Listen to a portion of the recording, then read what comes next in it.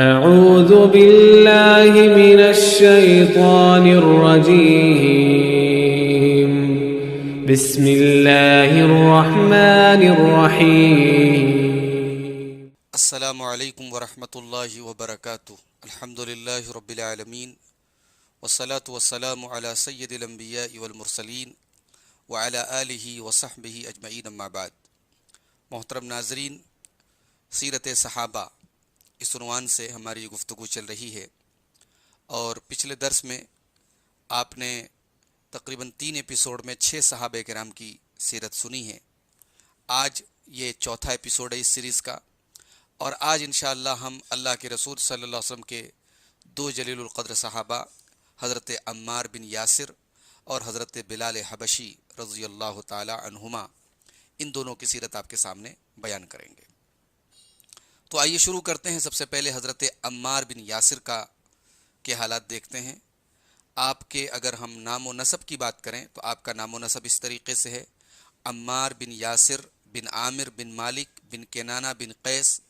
بن الحسین بن الوزیم بن ثعلبہ بن عوف بن حارثہ بن عامر الاکبر بن یام بن انس بن مزہج المزہجی الانسی۔ آپ کا تعلق مکہ کے ایک بہت مشہور قبیلے انس سے تھا، انسی۔ تو یہ ان کے جو والد تھے یہ یاسر یمن سے آئے تھے، بعد میں یہ مکہ میں رہنے لگے۔ تو یہ جو انس کی خاندان تھی، جو قبیلے انس تھا، جس کی طرف نسبت کر کے انسی کہا جاتا ہے، اس قبیلے کے لوگ عام طور سے یمن میں رہتے تھے، لیکن حضرت عمار کے جو والد تھے وہ مکہ میں آ گئے تھے، اور وہاں بنو مخزوم کے ایک آدمی ابو حذیفہ ابن مغیرہ کے وہ حلیف ہو گئے تھے۔ تو پھر انہوں نے، ابو حذیفہ ابن مغیرہ نے اپنی اپنی لونڈی سمیہ بنت خیاط کا نکاح حضرت یاسر سے کر دیا۔ انہی سے حضرت عمار پیدا ہوئے۔ حضرت عمار رضی اللہ تعالیٰ عنہ اور ان کے والد یاسر اور ان کا پورا جو خاندان تھا، یہ بالکل ابتدا میں اسلام لایا۔ یہ السابقون الاولون میں سے ہیں، سب سے شروع میں اسلام لانے والوں میں۔ ان کی ماں سمیہ، ان کے والد یاسر اور ان کے ایک بھائی تھے عبداللہ، یہ سارے کے سارے لوگ مسلمان ہو گئے تھے۔ چونکہ حضرت عمار رضی اللہ تعالیٰ عنہ مکہ میں غلام تھے، ان کے جو والد تھے وہ ابو حذیفہ ابن مغیرہ کے غلام تھے، تو اس لحاظ سے حضرت عمار ان کے بیٹے تو وہ بھی غلام تھے، تو ان کا کوئی دفاع کرنے والا نہیں تھا،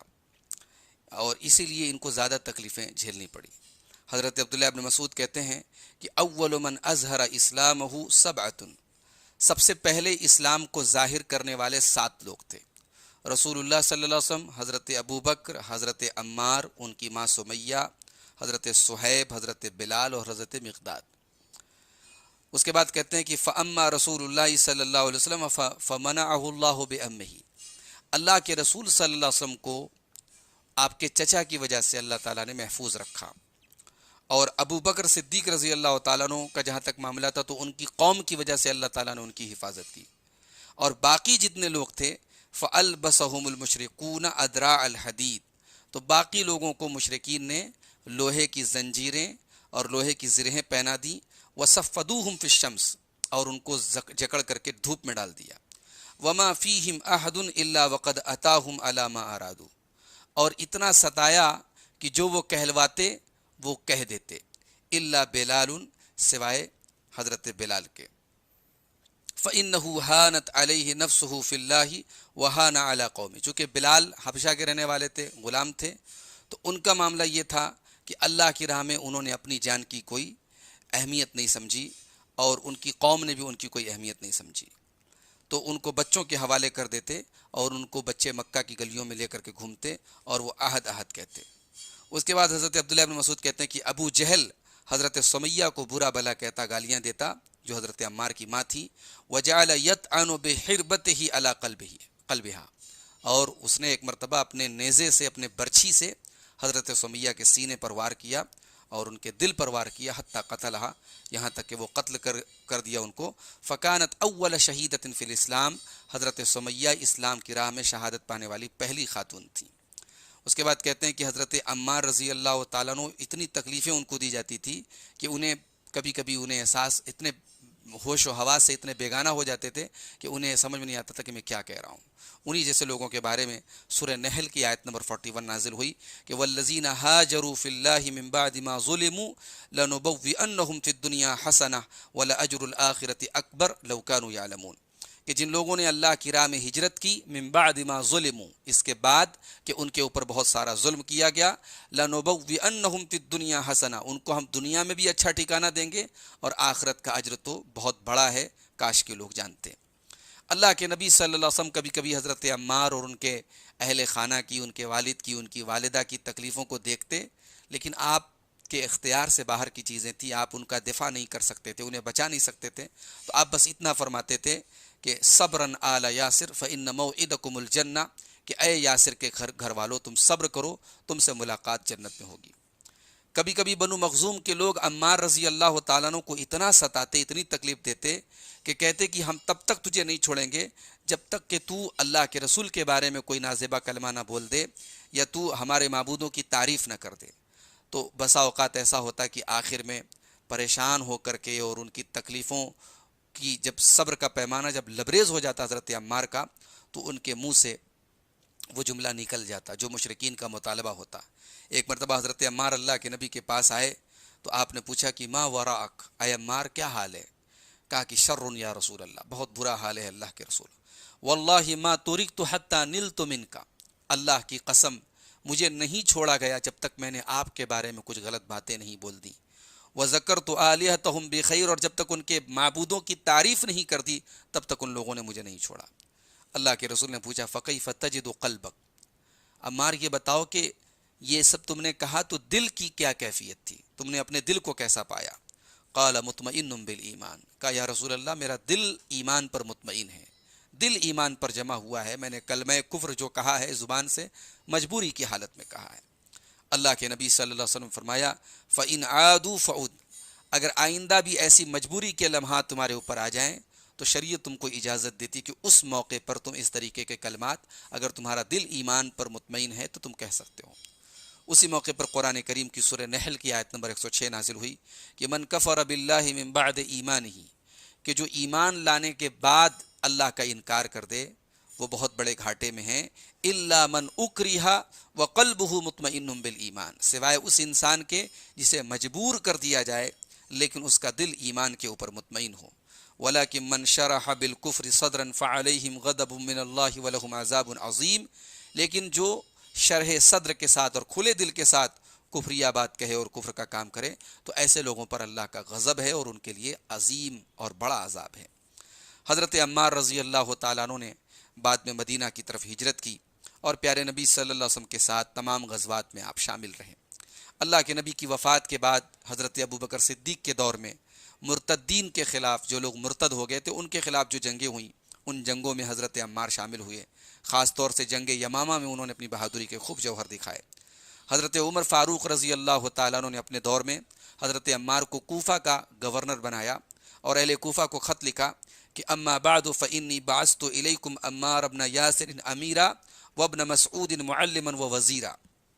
کہ میں تمہاری طرف عمار بن یاسر کو تمہارا امیر بنا کر کے اور عبداللہ ابن مسعود کو ان کا مددگار اور تمہارا معلم بنا کر کے بھیج رہا ہوں۔ وقد جعلت ابن مسعود علی بیت مالکم، اور ابن مسعود کو میں تمہارے بیت المال کا ذمہ دار بھی بنا کر بھیج رہا ہوں۔ وَإِنَّهُمَا لَمِنَ النُّجَبَاءِ مِنْ أَصْحَابِ مُحَمَّدٍ صلی اللہ علیہ وسلم من اہل بدر، اور یہ دونوں جو شخصیتیں حضرت عمار کی اور حضرت عبداللہ ابن مسعود کی، یہ اللہ کے نبی کے منتخب اور سلیکٹڈ صحابہ ہیں جو اصحاب بدر میں سے شامل ہیں۔ اس طریقے کا خط حضرت عمر فاروق نے اہل کوفہ کے نام لکھا۔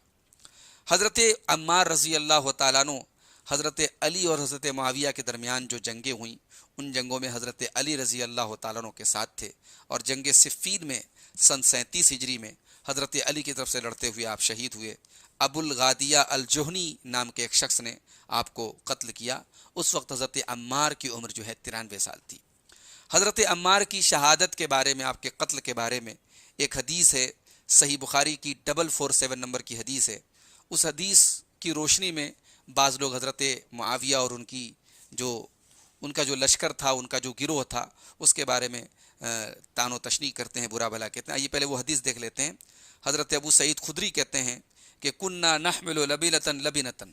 مسجد نبوی کی تعمیر کے وقت ہم لوگ ایک ایک اینٹ اٹھا رہے تھے، وہ عمار لبنتین لبنتین، اور حضرت عمار دو دو اینٹیں اٹھا رہے تھے۔ فرآہ النبی صلی اللہ علیہ وسلم، اللہ کے نبی نے حضرت عمار کو اس حال میں دیکھا، فینفض التراب عنہ، تو اللہ کے نبی ان کے کپڑے اور ان کے جسم پر جو مٹی لگی تھی اس کو جھاڑنے لگے اور فرمانے لگے ویح عمار، عمار پر اللہ کی رحمت ہو، عمار تقتلہ الفئۃ الباغیہ، عمار کو باغی جماعت قتل کرے گی، یدعوہم الی الجنہ، عمار ان کو جنت کی طرف بلائیں گے، ویدعونہ الی النار، اور وہ لوگ ان کو جہنم کی طرف بلائیں گے۔ قال یقول عمار، حضرت ابو سعید خدری کہتے ہیں کہ حضرت عمار کہنے لگے اعوذ باللہ من الفتن، میں اللہ کی پناہ چاہتا ہوں فتنوں سے۔ یہ صحیح بخاری کی 447 نمبر کی حدیث ہے۔ اس حدیث کی روشنی میں بعض لوگ حضرت معاویہ اور ان کے لشکر کے بارے میں کہتے ہیں کہ یہ نعوذ باللہ باغی لوگ تھے اور جہنمی لوگ تھے اور کافر تھے، نعوذ باللہ ثم نعوذ باللہ۔ اس حدیث کا صحیح مطلب کیا ہے؟ جو اس حدیث کا مطلب شارحین نے لیا ہے، جو اہل سنت کے ائمہ نے لیا ہے، جو سلف صالحین نے لیا ہے، اس حدیث کے مختلف معنی لیے گئے۔ ایک معنی تو یہ لیا گیا کہ یہاں الفئۃ الباغیہ سے مراد وہ بغاوت نہیں جو شرعی جس کو بغاوت کہا جاتا ہے، بلکہ بغاوت عربی میں بغا یبغی کے معنی طلب کرنا بھی ہوتا ہے، اور قرآن میں یہ لفظ طلب کرنے کے معنی میں بھی استعمال ہوا ہے۔ تو یہاں الفئۃ الباغیہ کا مطلب مطالبہ کرنے والی جماعت، یعنی عثمان غنی رضی اللہ تعالیٰ عنہ کے قصاص کا مطالبہ کرنے والا۔ حضرت علی اور حضرت عمار کے درمیان، حضرت علی اور حضرت معاویہ کے درمیان جو اختلاف تھا، اس اختلاف کی ایک بنیاد یہ بھی تھی کہ حضرت معاویہ کا یہ مطالبہ تھا کہ آپ قاتلین عثمان کو ہمارے حوالے کر دیں۔ حضرت علی کا یہ موقف تھا کہ قاتلین عثمان کو ابھی پہچاننا اور ان کو سزا دینا، ابھی حالات ویسے نہیں ہیں، ابھی تھوڑا مجھے وقت دیا جائے، پھر میں قاتلین عثمان کو ڈھونڈ ڈھونڈ کر کے انہیں ان کے انجام تک پہنچاؤں گا۔ یہ ایک بنیاد تھی، ایک بیس تھی ان دونوں بزرگوں میں اختلاف کی۔ تو الفئۃ الباغیہ سے مراد حضرت عثمان غنی کے خون کا مطالبہ کرنے والی جماعت تھی، کیونکہ اگر یہ بغاوت اپنے اصل معنی میں ہوتی تو پھر اللہ کے رسول صلی اللہ علیہ وسلم حضرت حسن رضی اللہ عنہ کی تعریف نہ کرتے کہ وہ صلح کرائیں گے دونوں جماعتوں کے درمیان۔ ظاہر ہے کہ جب حضرت معاویہ کا لشکر باغی تھا تو بغاوت کرنے والی جماعت سے صلح نہیں کی جاتی، اسے تو جنگ کیا جاتا ہے۔ تو اللہ کے رسول نے جنگ کی تعریف نہیں کی، صلح کی تعریف کی۔ آپ نے فرمایا، صحیح بخاری کی 2704 نمبر کی حدیث ہے، حضرت حسن کا ہاتھ پکڑ کے آپ نے فرمایا کہ ان ابنی ھذا سید لعل اللہ ان یصلح بہ بین فئتین عظیمتین من المسلمین، کہ میرا یہ بیٹا سردار ہوگا اور اس کے ذریعے اللہ تعالیٰ مسلمانوں کی دو بڑی جماعتوں میں صلح کرائے گا۔ تو نبی اکرم صلی اللہ علیہ وسلم نے صلح کی تعریف کی، جبکہ اگر جماعت باغی تھی حضرت معاویہ کی تو پھر تو ان سے جنگ کی تعریف ہونی چاہیے تھی، صلح کی تعریف نہیں ہونی چاہیے تھی۔ دوسری بات یہ کہ دوسری حدیث میں اللہ کے رسول صلی اللہ علیہ وسلم نے حضرت علی کی جماعت کو حق سے زیادہ قریب بتایا۔ چنانچہ صحیح مسلم کی 1065 نمبر کی حدیث ہے، آپ نے فرمایا کہ تمرق مارقۃ عند فرقۃ من المسلمین، مسلمانوں میں جب اختلاف ہوگا اس وقت ایک جماعت الگ ہو جائے گی، دین سے خارج ہو جائے گی، نکل جائے گی، یعنی خوارج کی جماعت مراد ہے۔ یقتلها اول الطائفتین بالحق، اور اس جماعت کو، خوارج کی جماعت کو قتل کرے گی اول الطائفتین بالحق، دونوں مسلمانوں کی جو دونوں جماعتوں میں جن میں اختلاف ہوا ہوگا ان میں جو جماعت حق سے زیادہ قریب ہوگی۔ تو اگر نعوذ باللہ حضرت معاویہ باغی تھے اور ان کی جماعت باغی تھی تو اللہ کے رسول صلی اللہ علیہ وسلم نے حق سے زیادہ قریب حضرت علی کو کیوں بتایا؟ یہ پھر تو حق اور باطل کی جنگ تھی، یہ پھر حضرت معاویہ کا تو پورا لشکر باطل پر ہونا چاہیے، لیکن اللہ کے رسول صلی اللہ علیہ وسلم کی یہ تعبیر ہے کہ حضرت علی کی جماعت حق سے زیادہ قریب تھی، یعنی نعوذ باللہ حضرت معاویہ کی جماعت باطل پر نہیں تھی۔ تیسری بات، حضرت علی نے خوارج سے جب جنگ کی تو اس جنگ پر حضرت علی خوش ہوئے، اور اللہ کے رسول نے جو بشارت سنائی تھی اس جنگ پر وہ حضرت علی پڑھ کے سنایا کرتے تھے، جبکہ حضرت معاویہ اور ان کے لشکر سے جو جنگ ہوئی، ان جنگوں پر دونوں فریقوں کو، دونوں جماعتوں کو افسوس ہوتا تھا اور بعد میں دونوں نے اظہار افسوس کیا تھا۔ تو لہٰذا یہاں بغاوت اپنے اصل معنی میں نہیں ہے، یہ اہل سنت والجماعت کے جو ائمہ ہیں، جو اکابر ہیں، ان کا موقف ہے۔ اور بعض علماء نے یہ بھی لکھا ہے کہ یہاں الفئۃ الباغیہ سے مراد وہ جماعت ہے جو ان دونوں جماعتوں کو لڑانے میں پیش تھی، نہ حضرت علی رضی اللہ تعالیٰ عنہ چاہ رہے تھے کہ جنگ ہو، نہ حضرت معاویہ کی یہ منشا تھی کہ جنگ ہو، لیکن دونوں یعنی گروہوں میں ایک فسادی عنصر موجود تھا، ایک شرارتی تتو موجود تھا جو دونوں کو لڑانا چاہتا تھا، اور اسی نے جنگ جمل میں حضرت عائشہ رضی اللہ تعالیٰ عنہ اور ان کے ساتھ جو صحابہ تھے ان کی جماعت کے درمیان اور حضرت علی کے درمیان، ان کی جماعت کے درمیان غلط فہمی پیدا کر کے جنگ کرا دی، اور انہی لوگوں نے صفین کے اندر بھی حالات کو برا کیا۔ تو بہت سارے علماء کہتے ہیں کہ یہاں الفیۃ الباغیہ سے وہ جماعت مراد ہے۔ ایک قول یہ بھی ہے اس حدیث کے سلسلے میں کہ اگر یہاں بغاوت کو اپنے اصل معنی میں بھی مراد لے لیا جائے کہ حضرت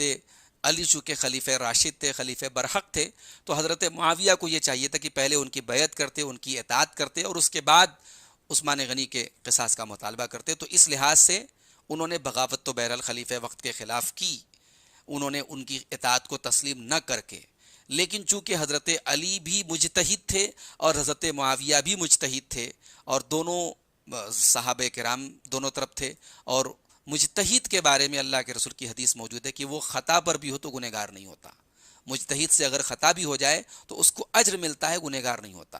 تو یہاں دونوں جماعتوں نے اجتہاد سے کام لیا۔ یہ الگ بات ہے کہ اس اجتہاد میں حضرت علی رضی اللہ تعالیٰ عنہ اپنے اجتہاد میں صحیح تھے اور حضرت معاویہ رضی اللہ تعالیٰ عنہ سے خطا ہوئی، اجتہادی خطا ہوئی۔ تو اس اجتہاد میں غلطی کی وجہ سے وہ طعن و تشنیع کے اور برا بھلا کہلانے کے جو ہے وہ روادار نہیں ہے، نعوذ باللہ ہم ان کو برا بھلا نہیں کہیں گے۔ اور یہی وجہ ہے کہ چونکہ یہ مسئلہ اجتہادی تھا تو صحابہ کرام کی ایک بڑی جماعت ان جنگوں سے اپنے آپ کو دور رکھے ہوئے تھی۔ اگر مسئلہ سیدھے سیدھے حق اور باطل کا ہوتا تو بڑے بڑے صحابہ، جس میں حضرت ایک بڑا نام حضرت سعد بن ابی وقاص کا ہے جو عشرہ مبشرہ میں سے ہیں، وہ ان جنگوں میں شامل نہیں ہوئے، صرف اس لیے کہ ان جنگوں کو صحابہ کرام فتنہ مانتے تھے۔ تو بہرحال حضرت علی رضی اللہ تعالیٰ عنہ کی طرف سے لڑتے ہوئے حضرت عمار شہید ہوئے، اور ان کے بارے میں صحیح بخاری کی یہ حدیث موجود ہے۔ مگر اس حدیث کو بنیاد بنا کر کے جو بعض لوگ حضرت معاویہ پر لعن طعن کرتے ہیں، اہل سنت کے ائمہ کے اقوال کی روشنی میں نے بتا دیا کہ یہ لعن طعن کرنا غلط ہے۔ حضرت عمار رضی اللہ تعالیٰ عنہ اکلوتے نہیں تھے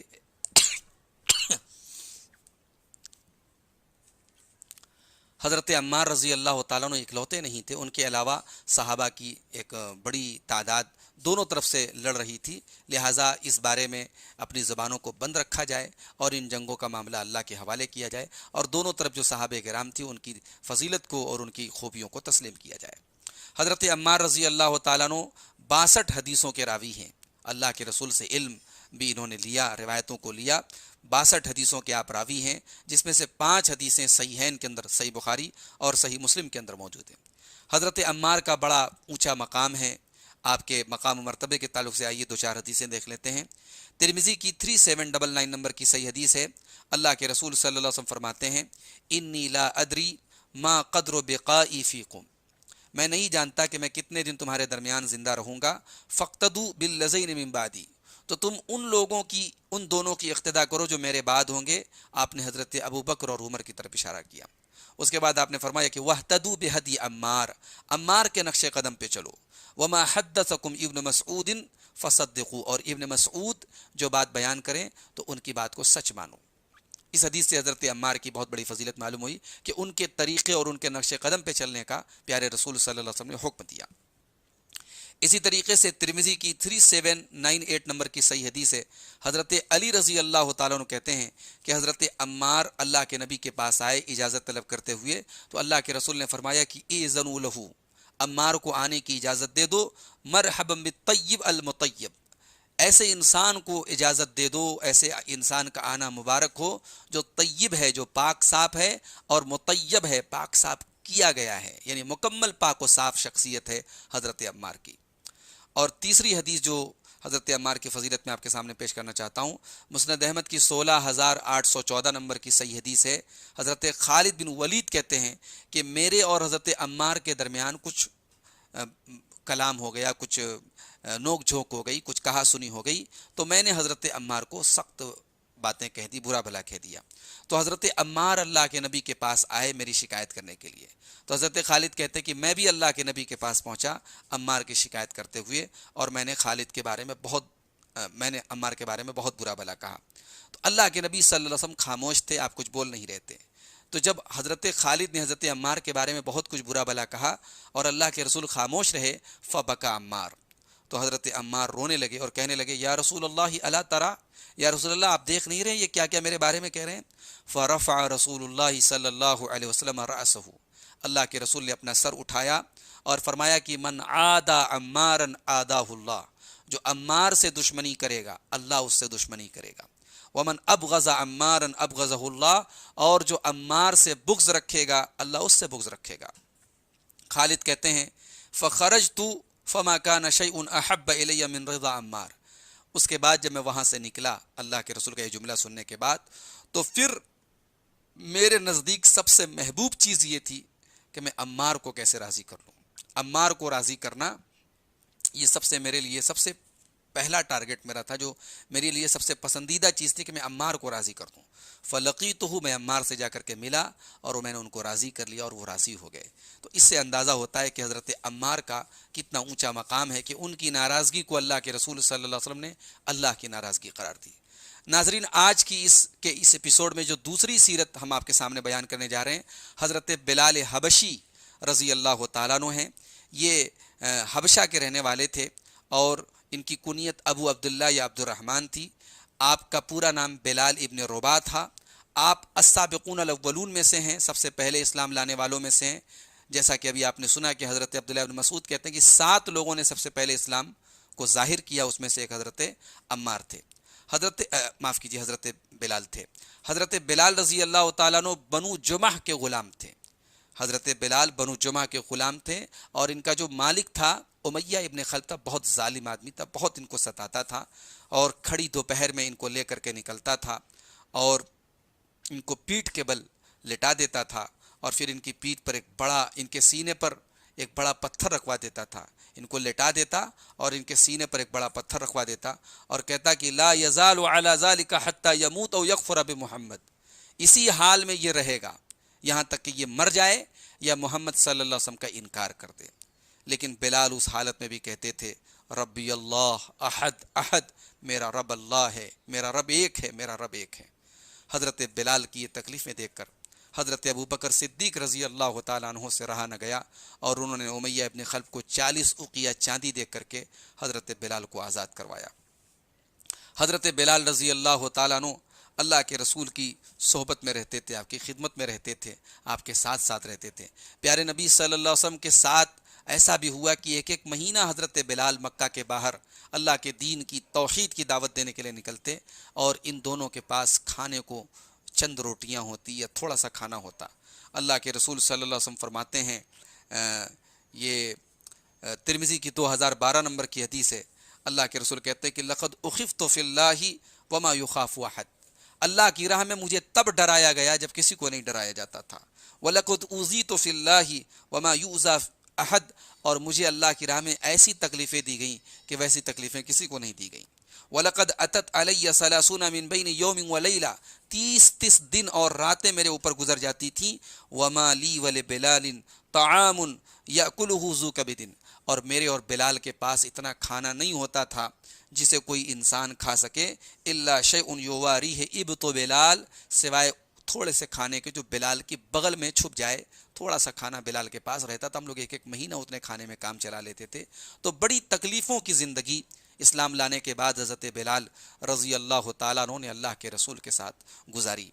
اس کے بعد جب اللہ کے رسول صلی اللہ علیہ وسلم مدینہ ہجرت کر کے گئے تو حضرت بلال بھی مدینہ پہنچے اور غزوہ بدر میں حضرت بلال نے اپنے مالک امیہ ابن خلف کو اپنے ہاتھوں سے قتل کیا، اور یعنی ایک سکون ان کو حاصل ہوا کہ وہ انسان جس نے ان کو ایمان لانے کی سزائیں دی تھیں اور ایمان لانے کی وجہ سے بہت بری طریقے سے ٹارچر کیا تھا، اس انسان کو اس کے انجام تک حضرت بلال نے غزوہ بدر کے اندر پہنچایا۔ جب اللہ کے رسول صلی اللہ علیہ وسلم کے اوپر اذان کا حکم مشروع ہوا، اللہ تعالیٰ کی طرف سے اذان کا حکم دیا گیا، تو آپ نے اپنا مؤذن حضرت بلال کو چنا۔ حضرت بلال اللہ کے رسول کے مؤذن چنے گئے۔ اللہ کے رسول کے 3 مؤذن تھے، حضرت ابو محذورہ اور حضرت عمر ابن ام مکتوم اور حضرت بلال۔ حضرت بلال سب سے مین مؤذن تھے۔ جب یہ نہیں ہوتے تھے تب حضرت ابو محذورہ اذان دیتے تھے، اور وہ بھی نہیں ہوتے تھے تب ابن ام مکتوم اذان دیتے تھے۔ جس دن فتح مکہ ہوئی، مکہ فتح ہوا تو اللہ کے نبی صلی اللہ علیہ وسلم نے حکم دیا اور حضرت بلال نے خانہ کعبہ پہ چڑھ کر کے مکہ میں اللہ اکبر اذان کی صداؤں کو بلند کیا۔ اللہ کے نبی کی وفات کے بعد حضرت بلال رضی اللہ تعالیٰ عنہ اذان دینا انہوں نے بند کر دیا۔ اللہ کے رسول کی جدائی کا ایک غم تھا ان کے دل میں، کہ ان کے دل کا ایک احساس تھا، ایک خیال تھا کہ جب تک رسول اکرم بحیات تھے میں اذان دیتا تھا، اب رسول کے بعد میں اذان نہیں دے سکتا۔ انہوں نے اذان دینا بند کر دیا اور سن 20 ہجری میں آپ ملک شام چلے گئے اور سن 20 ہجری میں وہیں آپ کی وفات ہوئی۔ آپ کی عمر جو ہے 60 سال سے کچھ زائد تھی۔ اگر مقام و مرتبہ کی ہم بات کریں، حضرت بلال رضی اللہ تعالیٰ عنہ کا یہ بہت بڑا مقام ہے کہ اللہ کے رسول نے شب معراج جنت میں اپنے آگے حضرت بلال کے قدموں کی آہٹ کو سنا ہے۔ چنانچہ مستدرک حاکم کی روایت ہے، اللہ کے رسول کہتے ہیں کہ یا بلال بما سبقتنی الی الجنہ البارحہ، اے بلال کل جنت میں نے دیکھا کہ تم مجھ سے آگے آگے ہو، کس چیز کے ذریعے تم نے سبقت حاصل کر لی؟ فسمعت خشخشۃ امامی، میں نے اپنے آگے تمہارے پاؤں کی آہٹ سنی ہے۔ اس کے بعد اللہ کے نبی کہتے ہیں میں نے سونے کا ایک چوکور محل دیکھا، میں نے پوچھا یہ محل کس کا ہے؟ بتایا گیا کہ یہ قریش کے ایک شخص کا ہے۔ میں نے پوچھا میں بھی قریشی ہوں، کس کا ہے یہ محل؟ تو بتایا گیا کہ یہ عمر بن خطاب کا ہے۔ تو اس کے بعد آپ نے حضرت بلال سے کہا کہ بلال بتاؤ کیسا، کیوں تمہیں یہ مقام ملا کہ میں نے تمہارے قدموں کی آہٹ اپنے آگے سنی؟ تو حضرت بلال نے کہا کہ اے اللہ کے رسول ما اذنت قط، میں نے کبھی بھی اذان نہیں دی الا صلیت رکعتین، مگر جب بھی میں نے اذان دی میں نے 2 رکعت نماز پڑھی۔ وما اصابنی حدث، اور جب بھی مجھے حدث لاحق ہوا، پیشاب ہو گئی، پاخانہ ہو گیا، یعنی جب بھی میرا وضو ٹوٹ گیا، الا توضأت اندھا، میں نے فوراً وضو کیا۔ اللہ کے رسول نے فرمایا کہ بہذا، اس کی وجہ سے تمہیں یہ مقام ملا ہے۔ اس کے علاوہ صحیح بخاری کی 1149 اور صحیح مسلم کی 2458 نمبر کی حدیث متفق علیہ روایت ہے، اللہ کے رسول نے حضرت بلال سے کہا کہ اخبرنی بارجا عمل عملتہ منفعتا فی الاسلام، کہ اے بلال اسلام لانے کے بعد سب سے زیادہ کون سا ایسا عمل ہے جس کے بارے میں تمہیں امید ہے کہ تمہیں وہ سب سے زیادہ فائدہ پہنچائے گا؟ اس لیے کہ میں نے کل رات جنت میں اپنے آگے تمہارے جوتوں کی آواز سنی ہے۔ تو حضرت بلال نے کہا کہ اے اللہ کے رسول، میں نے سب سے زیادہ نفع بخش جو عمل اسلام کے اندر میں نے کیا ہے وہ یہ ہے کہ لم اتطہر طہورا تاما قط فی ساعۃ من لیل او نہار، کہ رات اور دن میں جب بھی میں وضو کرتا ہوں، جب بھی میں پاک ہوتا ہوں، الا صلیت بذاک الطہور، تو میں اس پاک ہونے کے بعد نماز پڑھتا ہوں، ما کتب لی ان اصلی، جتنی اللہ تعالیٰ مجھے توفیق دیتا ہے اور میرے حصے میں لکھا ہوتا ہے اللہ تعالیٰ نے، اتنی میں نماز پڑھتا ہوں۔ یہ عمل ہے جس کی مجھے امید ہے کہ یہ عمل مجھے سب سے زیادہ فائدہ پہنچانے والا ہے۔ حضرت بلال کا یہ مقام ہے کہ حضرت عمر فاروق ان کو اپنا آقا کہتے تھے۔ چنانچہ صحیح بخاری کی 3754 نمبر کی حدیث ہے، حضرت عمر کہتے تھے کہ ابو بکر سیدنا واعتق سیدنا، ابو بکر ہمارے سردار ہیں، ہمارے آقا ہیں، اور انہوں نے ہمارے آقا کو آزاد کیا ہے، بلال کو آزاد کیا ہے۔ ابو بکر بھی ہمارے آقا اور سردار ہیں اور بلال بھی ہمارے آقا اور سردار ہیں۔ حضرت بلال رضی اللہ تعالیٰ عنہ ان صحابہ کرام میں سے ہیں کہ جو اللہ کے نبی کے پاس آتے تھے، بیٹھتے تھے تو مشرکین کو بڑا ناگوار گزرتا تھا۔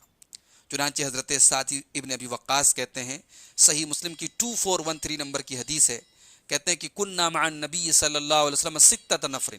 ہم لوگ اللہ کے نبی کے ساتھ 6 لوگ تھے۔ فقال المشرکون للنبی، تو مشرکین نے اللہ کے نبی سے کہا